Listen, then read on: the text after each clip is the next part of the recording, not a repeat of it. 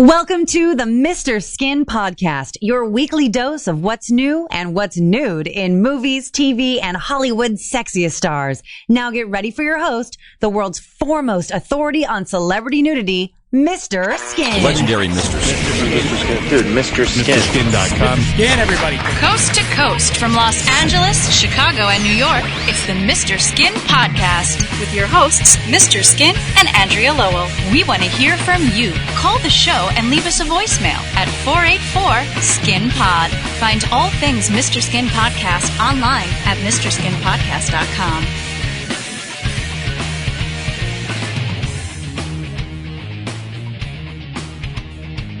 Hey everyone, welcome to the Mr. Skin Podcast. On today's podcast, we're celebrating teen movies of yesteryear with teen movie hell author Mike McBeardo-McPadden. Skin, Mike, take it away.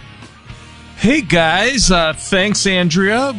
This summer we've been doing a lot of fun top 10 lists with my buddy Mike McBeardo-McPadden, who used to write for Mr. Skin for 11 years and is now an author. And he has a great, first it was heavy metal movies, but that's out there. But now he has a great book called Teen Movie Hell, and we've had fun this year, occasionally going over a top 10 list from his book. And as anyone who listens to this podcast knows, I love teen sex comedies, especially in that late 70s through the 80s into the early 90s. Just a great era for movies, and especially these kind of teen sex comedies. We've done some really fun lists, but today we're going to do one a little kind of throwback, and it's the 10 most skintastic modern retro teen sex comedies from Mike's book, and Mike's here to talk about it. But this is a kind of the throwback.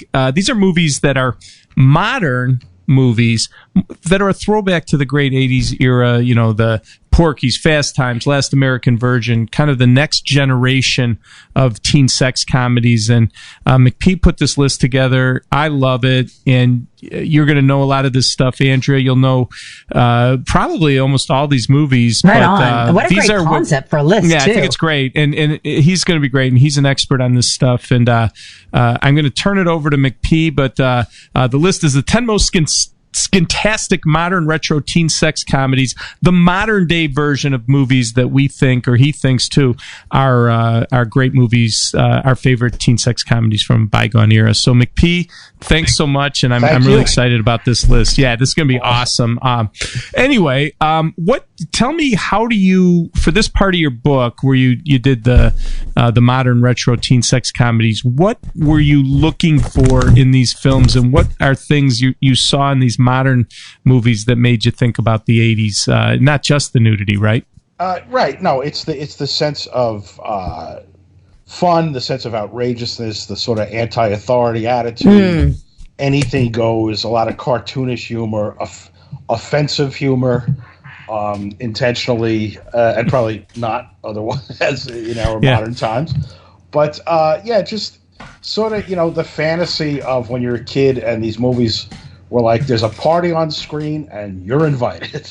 Yeah, no, and I'm sure there'll be guys sneaking in the sororities on this list, and there'll be, all this stuff we're used to seeing from the 80s teen sex comedies. But anyway, all right, let's start from number 10 on your list. And again, this is available in the book Teen Movie Hell from Mike McBeardo-McPadden, which you can purchase at Amazon. I highly recommend it. It's such a great coffee table book for home that you can flip through and brings back a lot of great memories. But let's talk about spanks for the memories. Let's talk about number 10 on your list of modern retro teen sex comedies. This is from 2012, a movie called Mac and Devin Go to High School. Andrea, Snoop Dogg was in this movie. And you're good buddies with Snoop Dogg. So let McPee tell you why this made the list at number 10. Well, first off, do you know I also work for Snoop Dogg? I write a column for his website, Mary Jane, every Friday. Yes. No, I love that. Cool. Yes. But so I had to honor my homie Snoop. But this was a film. Now, a lot of these movies people are going to be familiar with. This was one you're not familiar with. You should be, because it's insane. I'm definitely not, so enlighten me. I only found out about it by working at Mr. Skin. So Snoop Dogg plays in this movie. He plays a high school senior, which gets held back 15 times in a row. But he's having so much fun in high school, he never wants to graduate. So, right. And his best friend is young rapper Wiz Khalifa. Okay, cool. So, they're party animals, and their pal is played by Andy Milonakis, that comic. Love him. Yeah. And really, it's a funny movie, but what makes it immortal is the butt bong scene with Tiffany Hughes. Yes, Andrea, this won an Anatomy Award. This won an Anatomy Award for 2012. This is the best butt bong scene in the history of movies. Explain, McPee. Well, it was like one and done in that category because you can't top this. The boys are at a party and they're trying to find new ways to get high, and Tiffany Hughes drops her pants, and Andy Milonakis puts a joint in her butthole, and she inhales and then blows pot smoke into their mouths. Yeah. You got to see it to believe it. And he's in a wheelchair. Yeah. It's a whole weird. This is insane. I am looking at it. She's like on all fours, bent over. There's a huge blunt up her ass. It's insane.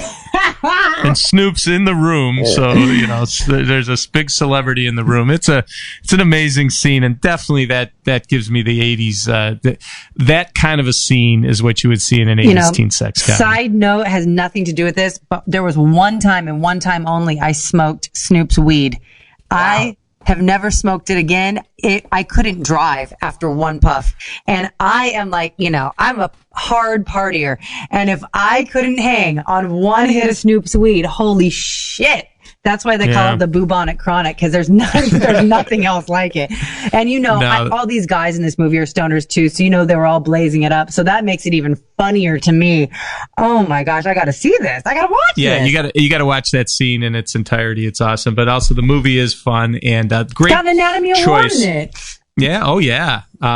Well, that's number 10 on the Skintastic Modern Retro Teen Sex Comedies. But number 9 is Sorority Boys. And as soon as I saw this, I was like, okay, yes, this harkens back to the 80s, because it's the guys in the wigs, the guys sneaking into a sorority. It's so 80s, but great very choice. Obviously, guys dressed up in wigs and dresses that women can't tell that, and women can't tell their guys that it's an 80s thing. Oh, hello, could you want to take a bath? And you want to take a bath and scrub my back, fellow girl? That's the whole premise of this movie. It's incredibly dumb, and as a result, very funny. And very 80s, yes. Very 80s. But it's, and again, they sneak into the sorority. There's a shower scene. There's some anonymous nudes.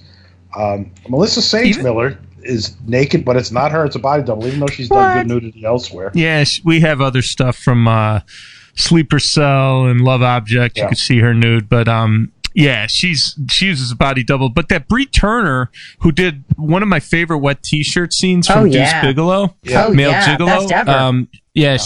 She's in this also nipping out Follows pretty up nice. With another great wet T-shirt scene where she's like on a soccer field, and she accidentally on purpose gets sprayed with a hose in the shirt. Yeah, but this is an obvious callback to the 80s Sorority Boys, no question about it. Yeah. I love it. I haven't seen any of these. I know these movies that we talked about so far, but I haven't watched them. So you guys are giving me a lot of material here. Yeah, this is stuff up your wheelhouse, Andrea. You should check out. Now, number 8 on the Modern Retro Teen Sex Comedies is one from 2008. It's like it's a road trip flick, right? McPee, Sex Drive? And that's basically, one of the great teen sex comedy plot tropes is a road trip. So is it traveling across country to lose your virginity. So Sex Drive is about a cross-country road trip to lose this guy's virginity. Yes. Yeah, and I will say before anyone, there's Katrina Bowden is in this movie, and she's she's the receptionist in what's that 30 Rock, and very, very popular. And I'd always get asked about her, and people thought they saw her nude in this, but it was an obvious body double. It wasn't her. But there's other girls in it and some really great nudity. But tell us what Sex Drive, what made you think of the 80s when you saw this movie? I mean, just the whole plot point. It's very funny, and I mean, they come across weird things. Seth Green plays an Amish kid who's really hilarious, who helps them out. Yeah. And then the nudity is copious, and especially they added extra nudity in the DVD bonus features featuring a bunch of porn stars. So Bree Bennett, Bridget B., and Capri Cavelli. Yep. And it made me wonder, and sometimes I feel this. Look, we love all nudity. We want everybody naked on screen. Right. But is it cheating? Yes. When an R-rated movie uses a porn star to do a nude scene? I think it is. I think so. Like, as soon as I saw the clips and the pics from this, I was like, I know her. And it just, I don't know. It's not as special because I've already seen you getting boned. You know what I mean? Like, no, it is a dilemma when you've seen someone in a movie having sex, like real sex, penetration, blowjobs, and then they show their boobs in an R-rated movie. Is that a big deal? We're never going to turn it down, right? But it is a dilemma. It does feel like a cheat, I concur.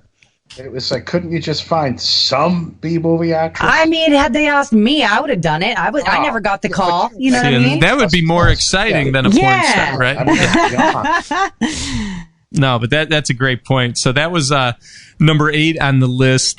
This, of course, list is from Teen Movie Hell, Mike McBeardo McPadden's awesome teen sex comedy book that I love and have many copies here at the Mr. Skin offices. So please check it out at Amazon. You can purchase it. Number 7 on the list is Fired Up from 2009. And this, I don't know, Andrew, this definitely was an under-the-radar movie, no question about it. Yeah, I don't know that I'm familiar with it. What do you know about this movie, or McP? What's your take on this one? It's hilarious. And initially I didn't see it because it was rated PG-13, and then I caught it like on cable. And it's a funny spin on the guys sneaking into the sorority. So what it is these two jockey football players who are very funny. They're very funny, these guys. Nicholas D'Agosto and Eric Christian, who you might know from other movies and stuff. They're like quick talking. Their dialogue is great. But instead of dressing up like girls, they quit the football team to become cheerleaders so they could go to cheerleader camps for 2 weeks in the summer and be the only guys. So that's pretty cool. That's what the premise of the movie is. And then when I did see it finally, there was some terrific nudity in it from Kate French, the unrated version. During a scene where they go skinny dipping. A lot of the girls leave their bras and panties on. Kate French does not.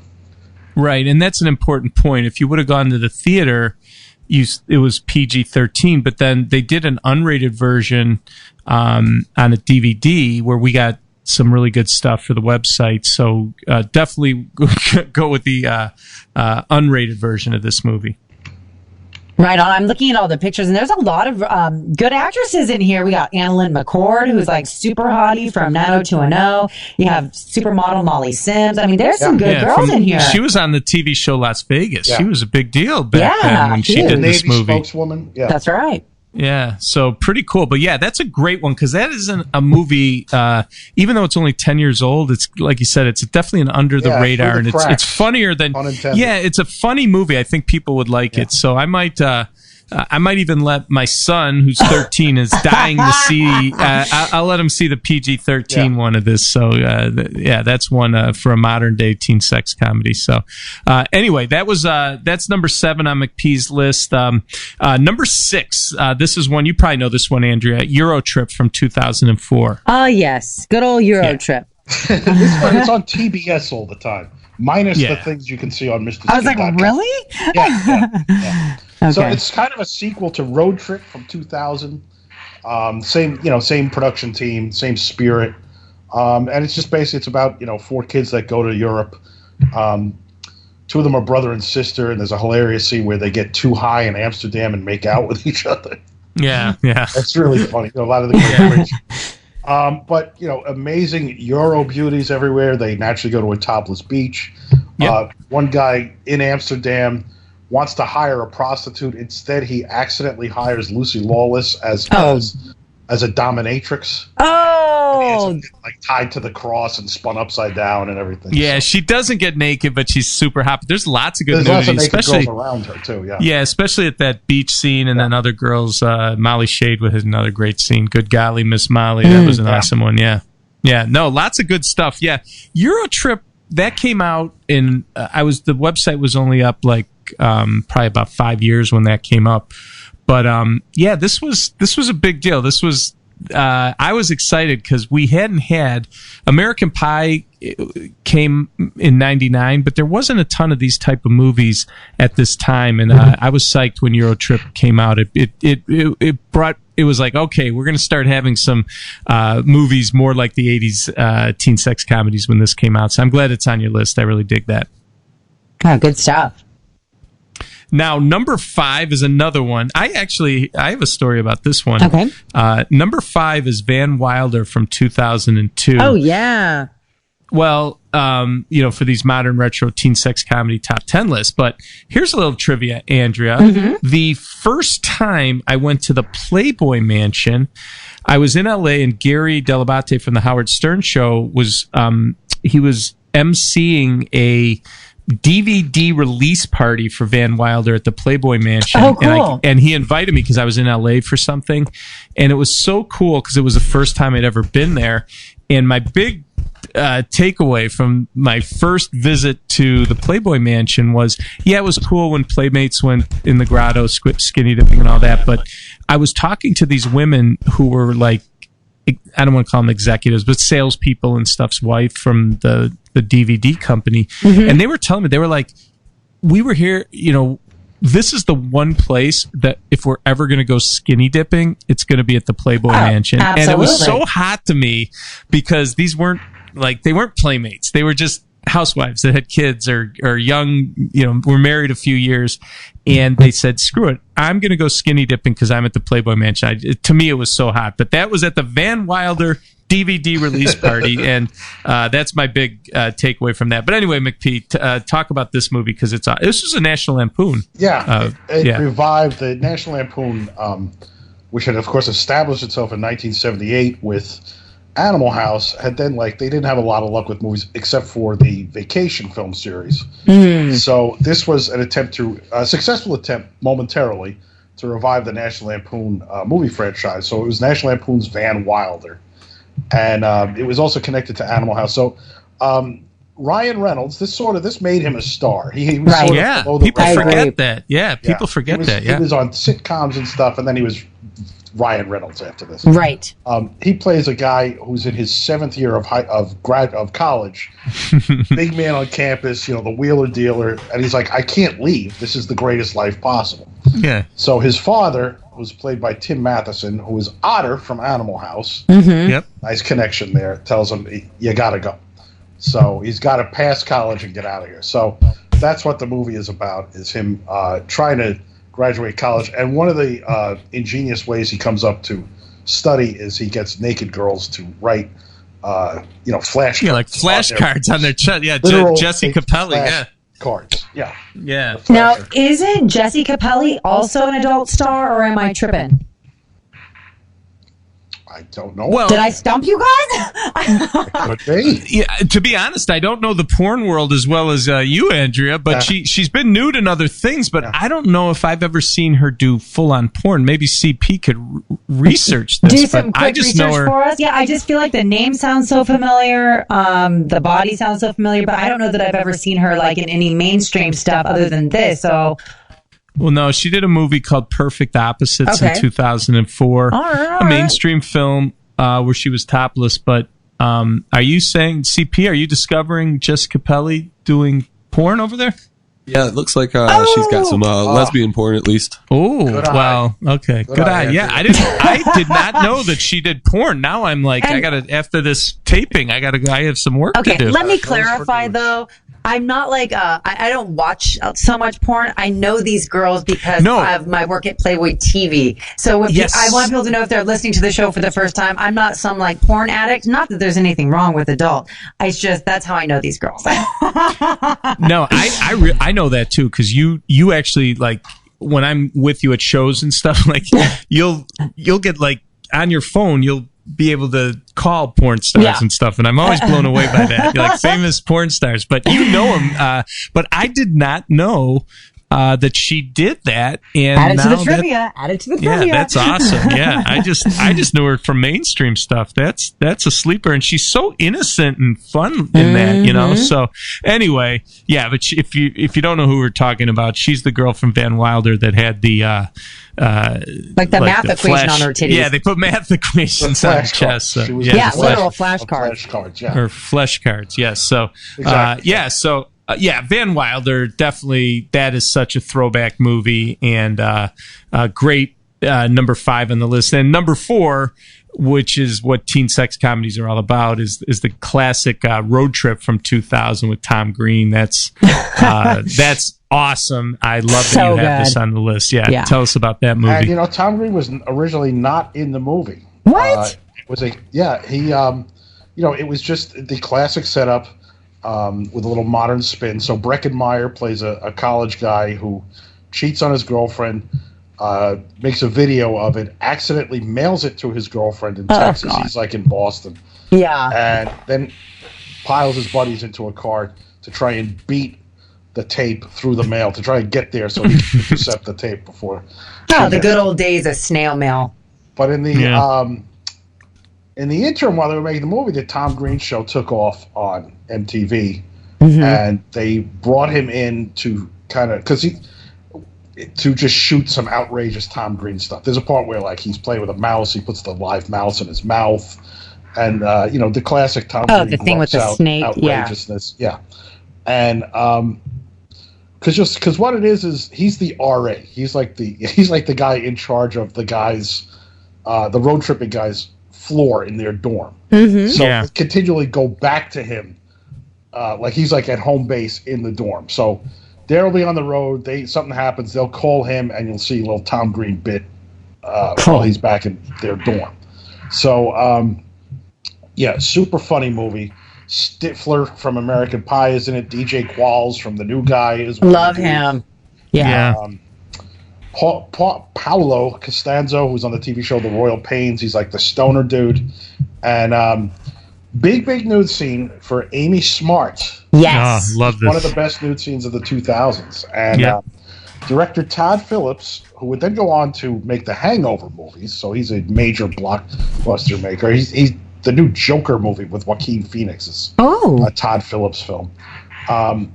But initially, Amy didn't want to do the nude scene, and he told her, "Okay, let's think about Phoebe Cates in Fast Times at Ridgemont High." Right. And he said the only reason we know Phoebe Cates is because she did one nude scene in an outrageous teen comedy, and that convinced Amy Smart to do the nude scene, and it's a classic.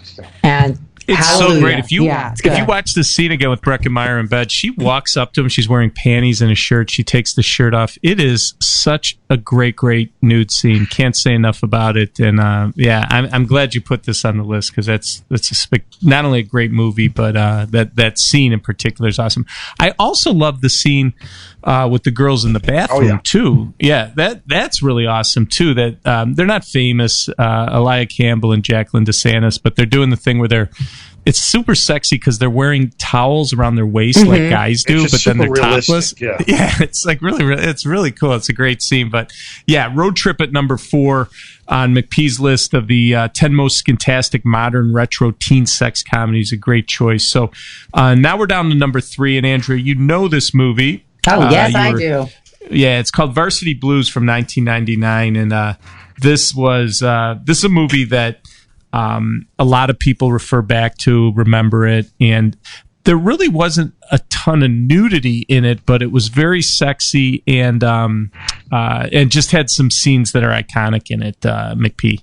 Yeah. So I shouldn't say there was nudity, but just not as much as you'd think from a movie that people remember so fondly. Let's say that.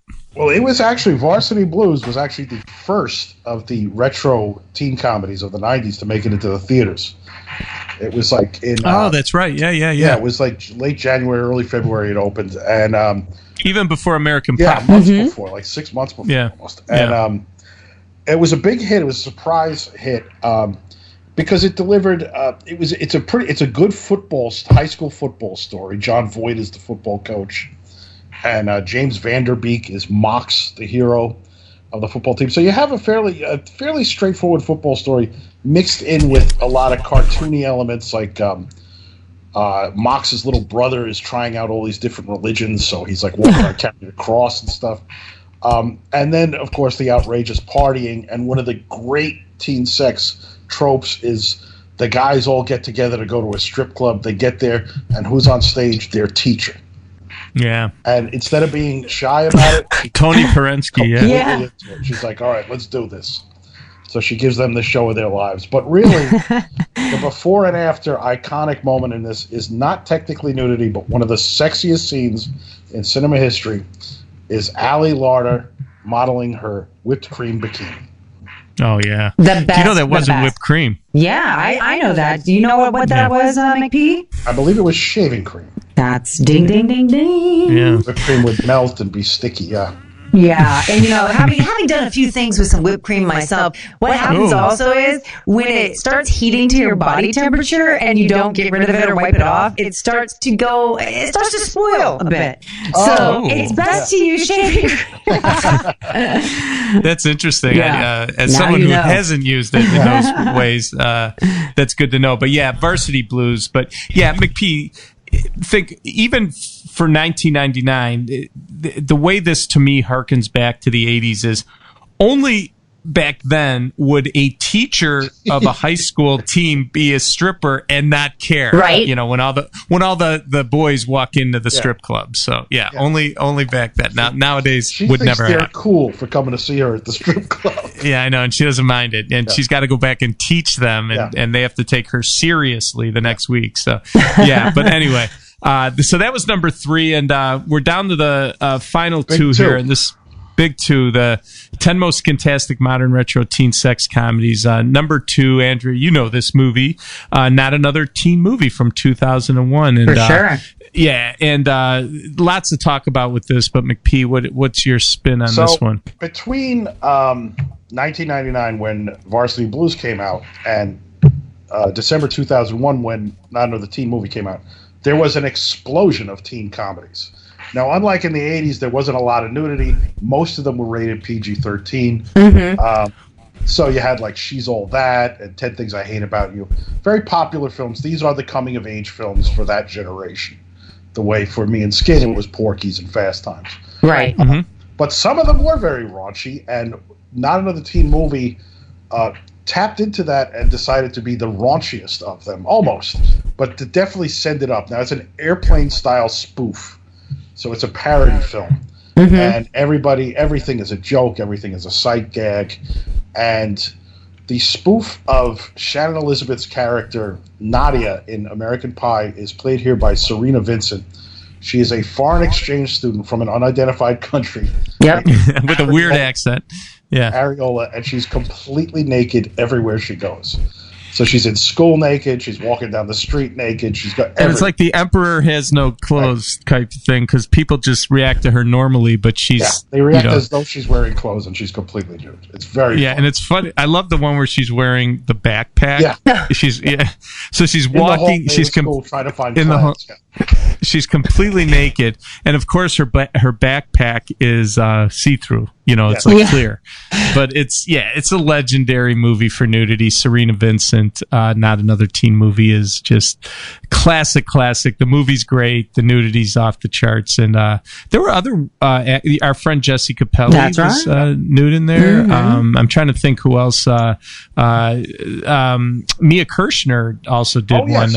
You remember her from, from the L Word, and Exotica. She does a parody of Cruel Intentions, where she wants to have sex with her brother and sings a whole song about it. Yeah, it's great. So, great choice. Not Another Teen Movie, number 2 on your list, but and I agree completely with number 1, because it was. I mean, this is it. Yeah, this is it. It's such an important movie to bring back, as a modern retro teen sex comedy. But number 1 on the list, top 10 most Skintastic modern retro teen sex comedies. Number 1. American Pie from 1999, yes, and absolutely. There's so many McP. Go to it. I mean, love this. This is the Porky's of the 21st century. It's the Fast Times of the 21st century. The Weitz brothers who made it, initially it was called, I think it was called West Great Falls High because they grew up in East Grand Rapids, Michigan. They said they wanted to make their Porky's, and that's what the movie is. Jason Biggs is the schlub. Eugene Levy is his father. Steve Stifler is the jerky kind of jock, but just a real meathead who's hilarious. Sean William Scott, and at least as iconic in that is the great Shannon Elizabeth as Nadia, the foreign exchange student, who gets naked in Jason Biggs' bedroom. And given this is a very 1999 cutting-edge technology spin, all the other kids in town are watching via internet cam, which was like such a novelty at that time. Remember they said something like, thank God for the internet? That was the line, It was like, maybe this will be around in a year. Who knows?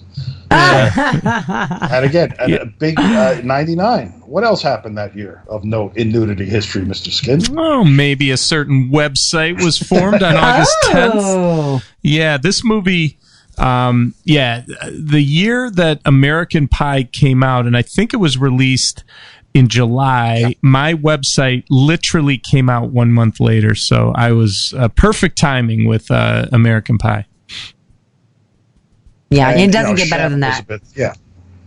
Yeah, and speaking of pie, the scene with Jason Biggs is another another great. Yeah, remember that scene? The title from Stifler tells him that having sex feels like a warm apple pie. And Jason Biggs then tries to determine that by having sex with a warm apple pie, and he gets walked in on by his father, Eugene Levy. Now, do you guys actually do that? Do you guys actually have sex with inanimate objects and or food? Yes. Really? When you're young and when you're that age and you're that horny, the answer is yes. Okay, Skin, what's your favorite thing to have sex with that's not alive? Just like pillows. Pillows would be, I'm trying to think, McP, I was only exposed later in life to things like Fleshlight and stuff. But don't you think, if you had a Fleshlight at 13 years old, that thing would be a goo machine with crust. Yeah. You'd make you kind of sculpt. You'd become an artist all of a sudden and sculpt your blankets into the shape of a woman, basically. Okay, so the pies, put some lipstick on the pillow. Yeah. So the pies and stuff like that are more movie props. They're not actual things guys are using. Typically, it's also not things that guys want to maybe admit on a nationally heard podcast. But wink, gotcha. Yeah. So peach pie, okay, heard. Yes, I hear you loud and clear. What a great list. I find like this was such a unique perspective that we did this list. And I'm just so happy, Mike, for you to join us on this because you really are the authority on this stuff. Your book, Teen Movie Hell, available on Amazon now. Everyone needs to go get it. I can't wait to have you on again for another top 10 list. Yeah, this is great. And like I said, Mike McP is my head writer for 11 years. We still have remained close. He's off doing his own thing, putting these books out, and doing it well. He just has he has a passion and a great knowledge, and it's so fun to sit down and go through a list like this with you. And the other ones we've done, I've had a riot. So thanks so much, and everyone, please go check out Teen Movie Hell at Amazon. And thanks so much for being on, McP. Thank you so much for having me. Have a good one. Our pleasure. Take care. This concludes another scintillating episode of the Mr. Skin Podcast. Subscribe to the Mr. Skin Podcast in iTunes and never miss a show. Thanks for listening.